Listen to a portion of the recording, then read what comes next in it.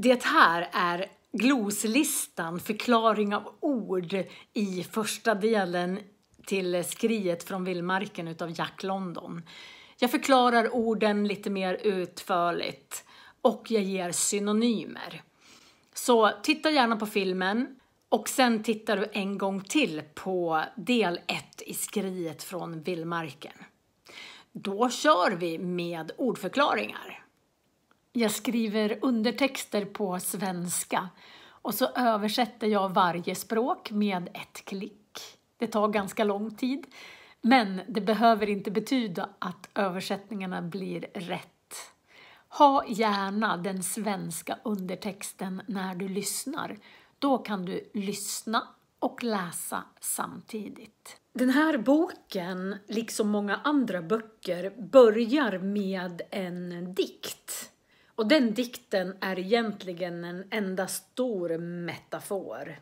Det är en metafor för hur hundar kan längta tillbaka till det livet de levde innan de blev människans husdjur. Här kommer min tolkning utav den dikten. Ryckande i vanans kedja. Tungt sitt urtidsliv han saknar.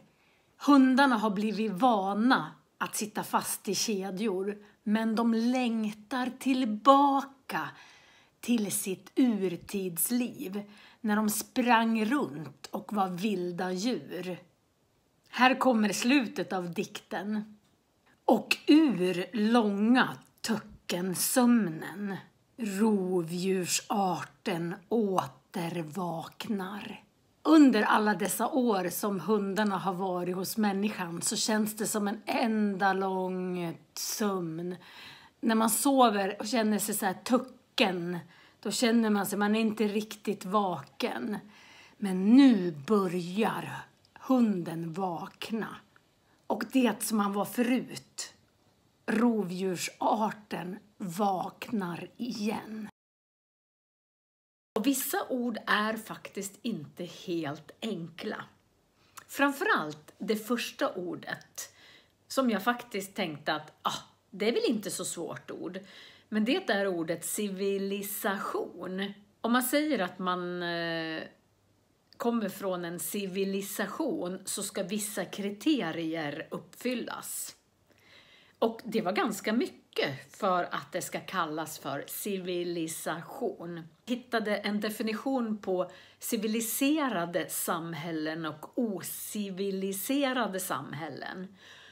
Och för att det ska vara då civiliserat, en civilisation, så behövs det vara en stad, jordbruk. Man ska kunna skriva och det ska finnas matematik. Det ska finnas en ekonomi och det ska finnas politik. En organiserad religion. En organiserad militär. Det ska finnas en utveckling av teknologi. Det ska finnas någon typ av klassamhälle, vilket jag tycker låter ganska konstigt. Det var ordet civilisation. Fara och färde. Det betyder att det håller på att hända något farligt. Nu är det fara och färde. En ångbåt är en båt som drivs av ånga, av vattenånga. Transport. Transport betyder att man flyttar saker, personer, varor. Man flyttar från en plats till en annan. Man transporterar. Det kan finnas transportfartyg, transportfordon. Bolag är ett annat ord för firma, företag, rörelse, ekonomisk sammanslutning. Och i den här boken som skrev de om transportbolag, då innebär det att det är ett företag som sysslar med att förflytta människor, saker, varor från en plats till en annan på ett smidigt sätt. fynd, de reser till norr för att de har hittat ett fynd. Och i det här fallet så är fyndet guld. Fynd kan betyda en upptäckt. De säger att människorna rusade mot norr. Rusa betyder att man skyndar sig. Man jäktar dit, man ilar dit, man skyndar sig dit. Ta i. De behöver hundar som kan ta i. Ta i betyder att man anstränger sig, att man hugger i, att man spänner musklerna. Köld betyder att det är kallt, att det är låga temperaturer, att det är minusgrader. Till hälften, då ser man bara halva utav någonting. Om man ser ett hus till hälften så kan det vara träd för. Man ser bara halva huset. Om någonting skymtar, då kan man precis se det. Man kan precis se vad det är. Det visar sig ibland.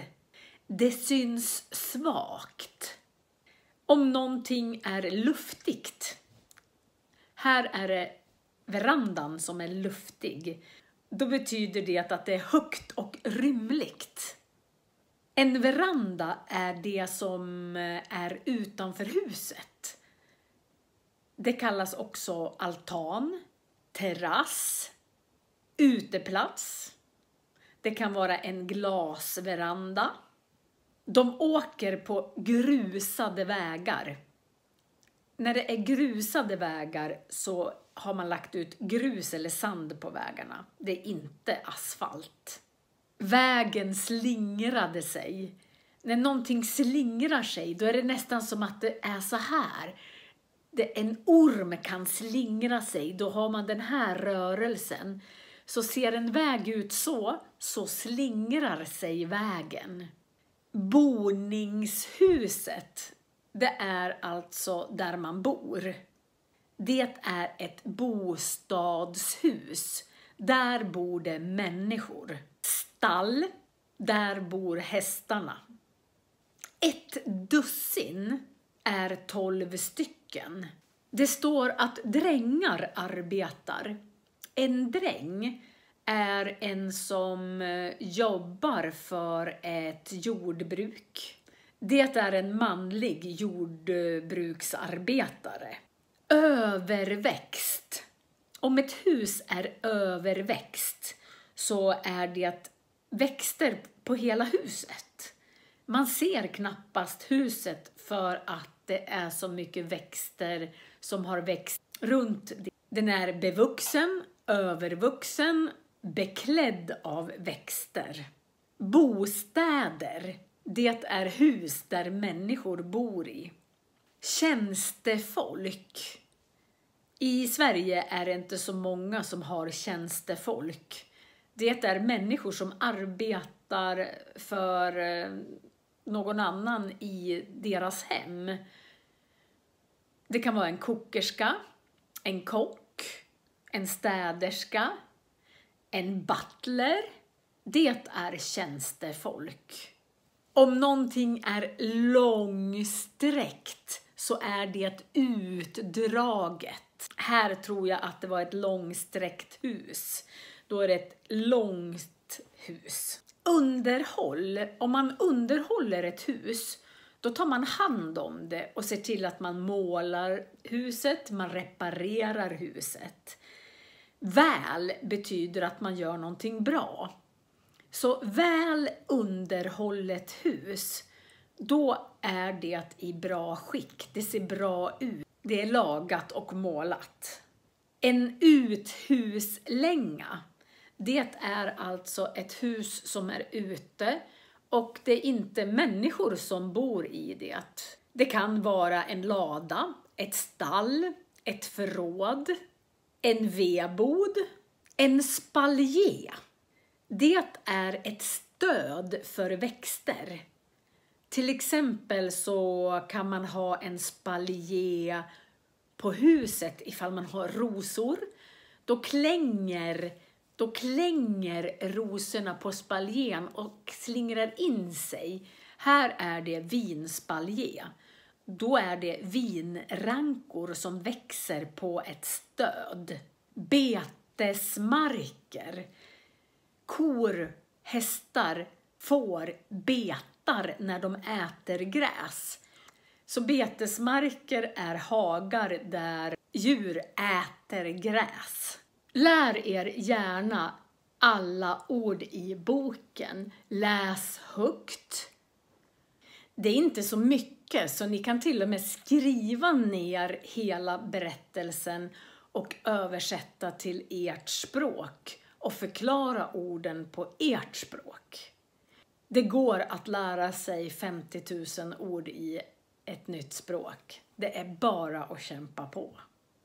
Snart kommer del 2 i Skriet från vildmarken. Ni får gärna kommentera ifall ni tycker att det är bra eller dåligt att jag gör såna här ordförklaringar till boken. Tills dess så ses vi i nästa film. Hej då!